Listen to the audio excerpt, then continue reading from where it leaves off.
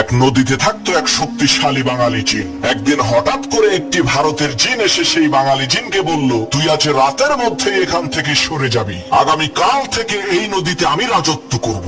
ভারতের জিনের এই ধমকি শুনে বাঙালি জিনটি একটি জেলের কাছে গিয়ে বলল, ভাই তুমি যে এই নদীতে মাছ ধরো, আজ পর্যন্ত আমি কি তোমাকে কোনো কষ্ট দিয়েছি? জেলে বলল, না তা তো দেন নাই। তখন সেই বাঙালি জিন বলল, তাহলে আজ রাতে তুমি আমাকে একটু সাহায্য করবা, আমি ভারতের এক জিনের সাথে লড়াই করব। তখন আমি তোমাকে ডাক দিয়ে বলবো, বড় ভাই আপনি আসেন। তুমি তখন বলবা, ওরে ধর আমি আসতেছি। জেলে বলল, ঠিক আছে। কথা অনুযায়ী রাতের বেলা বাঙালি জিন আর ভারতের জিনের মধ্যে তুমুল লড়াই শুরু হয়ে গেল। এমন সময় বাঙালি জিন বলল, বড় ভাই আপনি আসেন। তখন জেলে বলল, ওরে শক্ত করে চেপে ধর আমি আসতেছি। এই কথা শুনে ভারতের জিন বলল, সর্বনাশ, ছোট ভাইয়ের সাথে লড়াই করতে আমার জান বের হয়ে যাচ্ছে, আর বড় ভাই আসলে তো আমার কেল্লা ফতে হয়ে যাবে। ওরে বাপুরে আমি গেলাম।